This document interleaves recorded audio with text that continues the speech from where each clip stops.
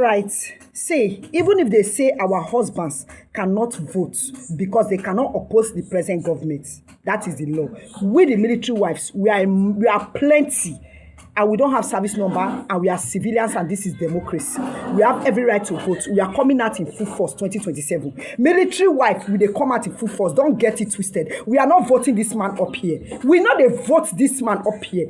We know they vote and nothing go happen. Mokuna tag am. Tag President Bola Ahmed Tinubu. Say military wife say we they come out in full force 2027. We not go use hungry. We not go use suffer. We not go use pains. They vote you. It not go happen. You cannot tell me that IPPI has dropped and no one naira is attached to it. You not increase soldier salary. Even as your spokesman, retired Musa, they talk say you don't increase money from 49 to 100. Still yet they pay the salary as little as that 100. We no see am. Una make us understand say na audio government today. Una they make us understand say na scam we dey. We are not voting you, Baba. We are not voting you. Nothing you go to. Hello, everyone. Hey, hey. Avevekuve military wives. You understand? Have message for you people. That's the message you just want there. And simple. They say they are not voting for Tinubu. Nobody is voting for Tinubu. Even Tinubu knows that nobody is going to vote for Tinubu. But after seeing this message, you know, when I see a lot of people who say, oh, Tinubu is this, how can they beat him? They are going to rig election. Tinubu is not going to allow the vote to count. Who is Tinubu? That's the question I always have for you people. Who is Tinubu? You understand? If the institution does not allow itself to be used, there is no how Tinubu can do anything, because Tinubu feels climb stairs, talk less than you be in 190 something thousand polling units for him to go and be changing results. He's not going to be able to do that. So the first thing that you need to understand is this. It's about the institution. Now you are hearing this. For example, you hear this now, military wives. Imagine military wives begin to talk to their husbands. Military mothers begin to talk to their sons and daughters. Military husbands begin to talk to their wives. Military siblings begin to talk to their siblings. Military neighbor, whatever, begin to talk to their neighbor. You think that they will do anyhow? They won't be able to do it. And that's it. The next thing, police wives will also come out and put out a stand to say, with all the suffering that is going on, because there's a lot of suffering that is going on. Let me tell you, 4 years is enough for you to see a difference in Nigeria. Not that Nigeria will automatically become a paradise, but for you to be able to see a difference. When money that is meant to be doing things are not being looted, it will be put to use. When education, money is spent in education deliberately to ensure that there is free, good quality primary and secondary school education. That money that you are using every day to go and pay for private school because you want your children to get good quality education, you won't be able to spend it. That will be money you will keep in your pockets. The money you're using to do many other extra things that you're not supposed to do, you keep it in your pocket. If you have good transport system, you don't need to live in place that is very expensive or inside within. For example, we in Abuja, you don't even have to live in Abuja. You can live far away and come in. People stay in Milton Keynes and they work in London. They jump on the train, 30 minutes, 1 hour, they are there. They go back. That's what transportation does. I'm not saying you're going to get immediately what the London train this thing is. But most of the monies that have been wasted, let me even take Abuja as an example. Used to build houses for judges, used to build renovate a vice president's house, used to do international conference center, used to do a lot of things that are not needed, are bloody white elephants.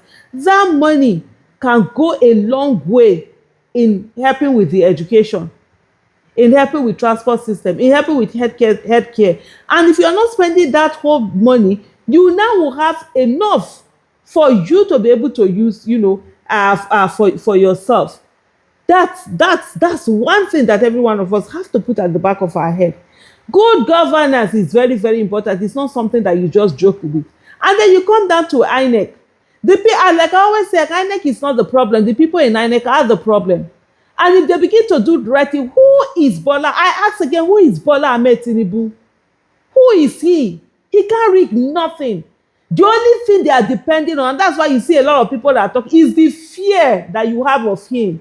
That is going to do. What is he going to do? We saw an Abacha in this country. We saw what do you call it?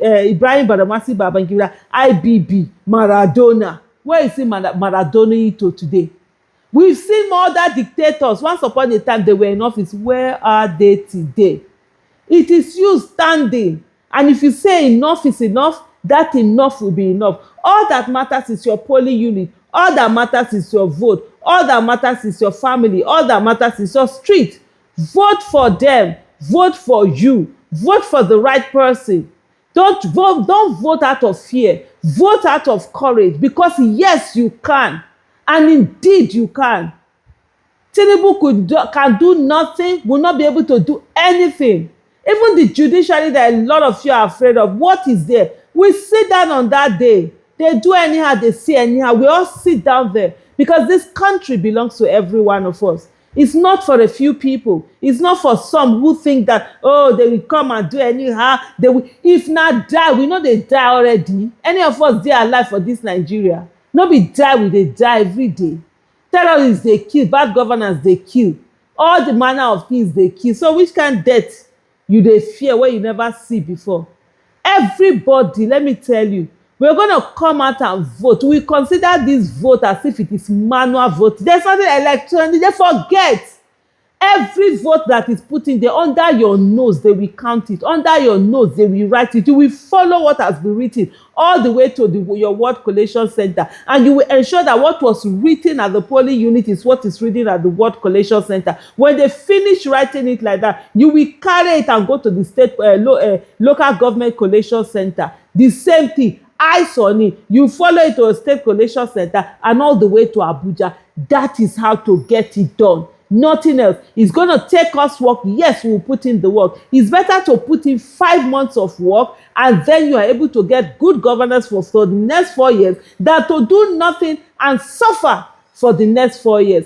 Every one of us, we are tired of the suffering. Enough is enough. This whole thing that some of them think that they own Nigeria, they can do anyhow, they can rig it. Let me tell you something. They rigged us before. Shame on them.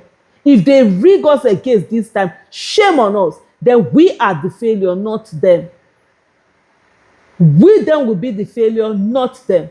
And for everyone that is saying, this is not about Mr. Peter Obi. It is not Mr. Peter Obi's job to protect the vote. It is your job and my job to protect the vote that we gave him. His business is to ensure that it's on the ballot paper, and he has been doing a damn good job on that. The rest of us, we should shut up and get to work and put in that work, that damn good work that we also need to put in, to ensure that whatever vote that we give him or any other person gives him, nobody born of man or woman would dare to steal that vote. For anybody that dares to steal that vote, we will treat that person as a terrorist, because we're fighting for our lives. 2027, I've said it repeatedly, and I'm going to say it again. It's war. We're fighting for our lives and the soul of our country. Thank you.